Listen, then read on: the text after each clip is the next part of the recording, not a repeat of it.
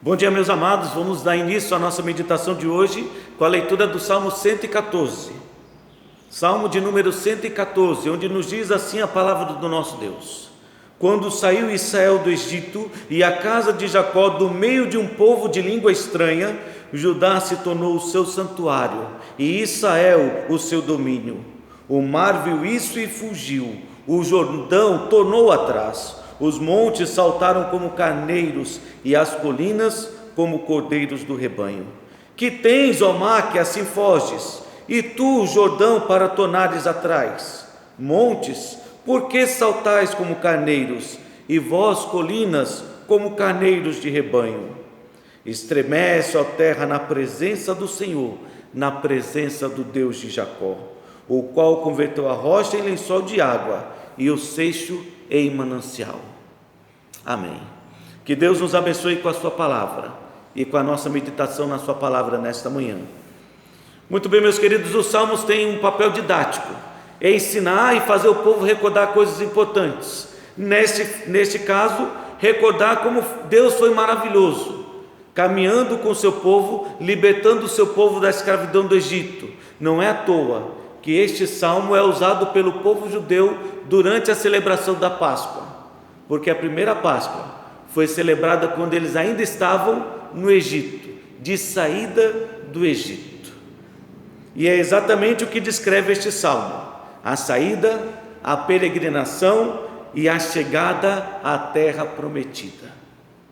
Podemos ver de fato as maravilhas de Deus, libertando o seu povo.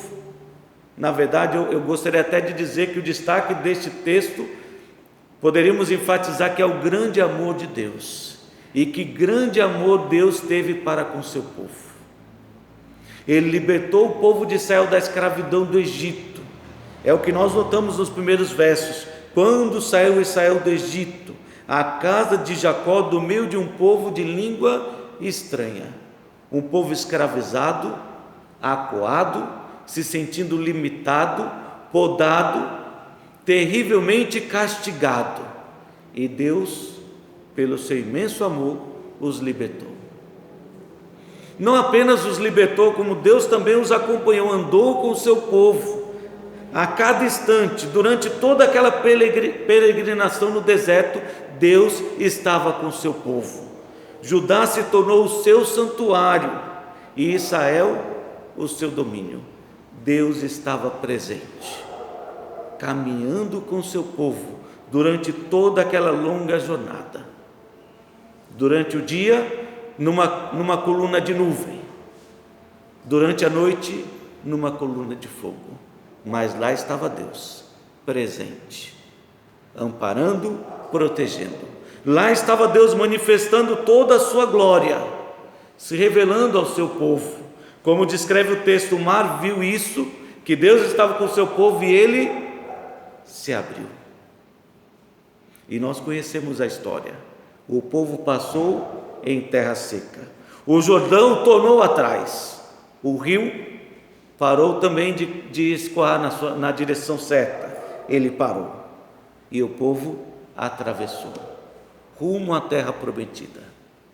Então lá estava Deus revelando e se revelando ao seu povo, manifestando o seu poder, manifestando a sua grandeza, agindo como um Deus que está presente, cuidando a cada dia da vida do seu povo.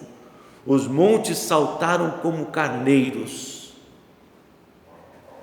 e as colinas como cordeiros do rebanho. Cada vez que Deus se manifestava no Monte Sinai ou no Monte Horebe, o monte estremecia diante da grandeza de Deus, fumegava, subia fumaça, como se estivesse queimando, apavorado. E parece muito com a descrição de João, quando ele fala lá em Apocalipse, que da presença de Deus sumiram os céus e a terra. Essa era a visão do povo andando com Deus.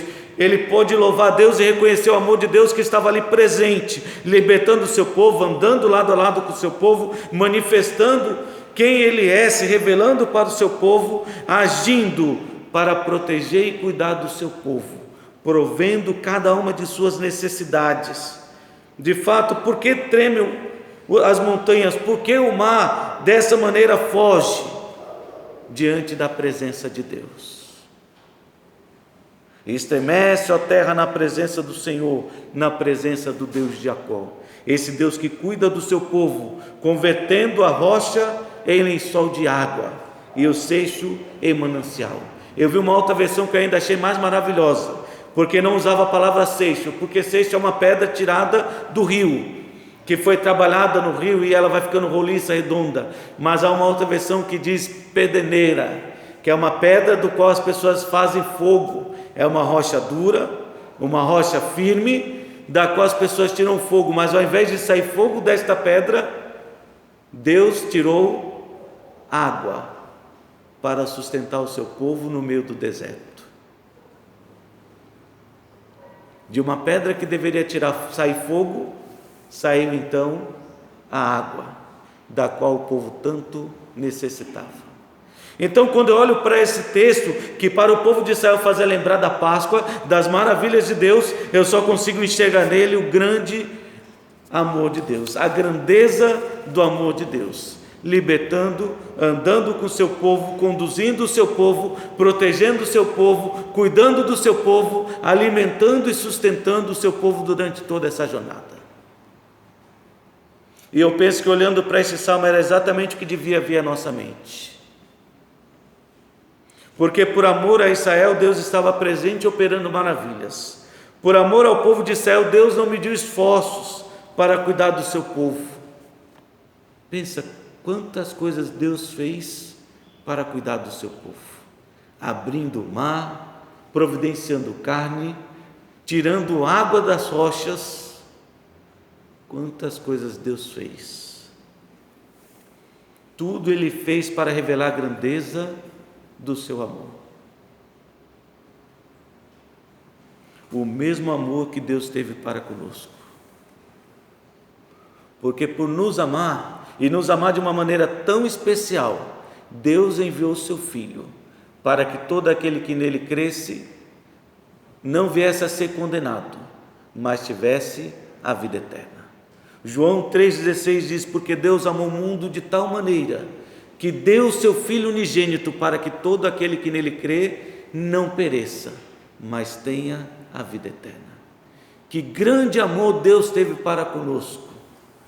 A prova do seu amor estava na vida do seu Filho, porque Deus prova o seu amor para conosco, pelo fato de ter Cristo morrido por nós, sendo nós ainda pecadores.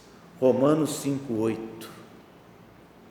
Que amor maravilhoso, que fez com que Cristo viesse ao mundo para buscar e salvar aquele que estava perdido. Foi o que fez com o povo de Israel, perdido, escravo no Egito, Deus foi lá e libertou o seu povo. Foi o que Ele fez conosco, perdidos escravos neste mundo, e Ele enviou o seu Filho para nos resgatar.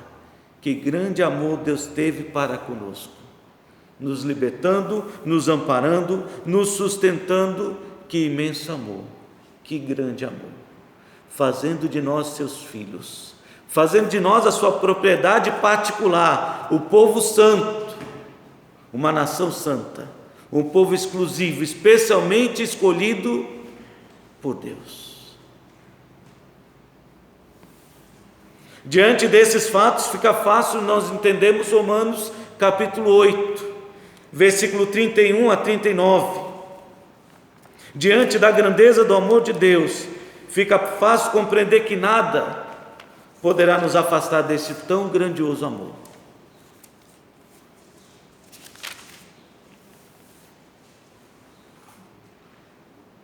Que diremos, pois, à vista destas coisas? Se Deus é por nós, e essas coisas é o fato de Deus ter nos chamado, predestinado, chamado, justificado, glorificado. Que diremos, pois, à vista de todas essas coisas? Se Deus é por nós, quem será contra nós? Aquele que não poupou a seu próprio Filho, antes por todos nós o entregou, porventura não nos dará graciosamente com Ele todas as coisas?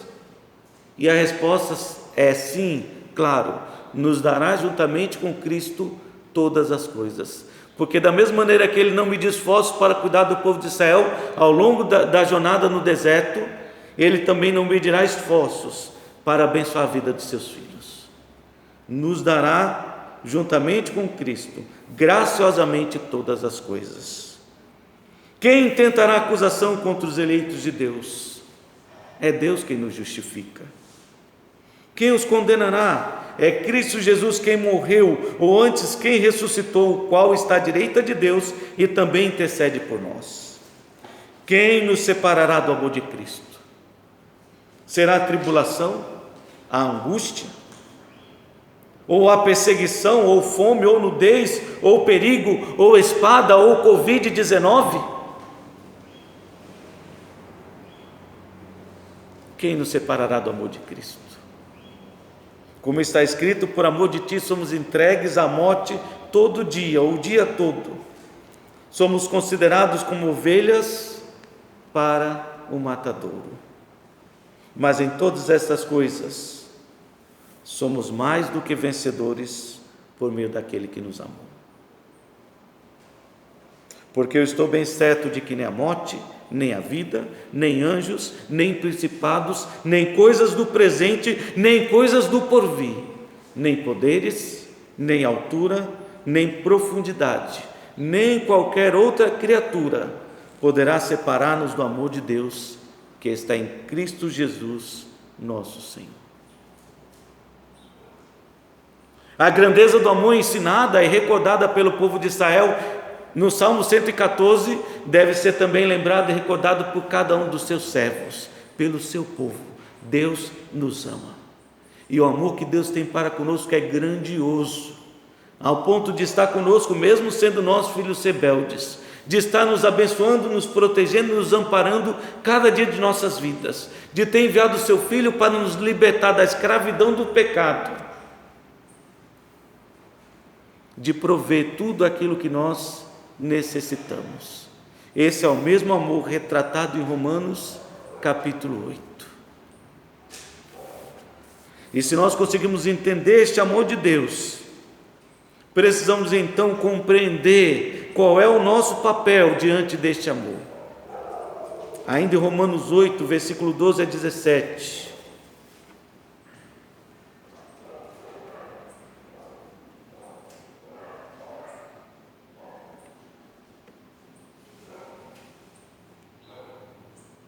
Assim, pois, irmãos, somos devedores, não à carne, como a constrangidos a viver segundo a carne.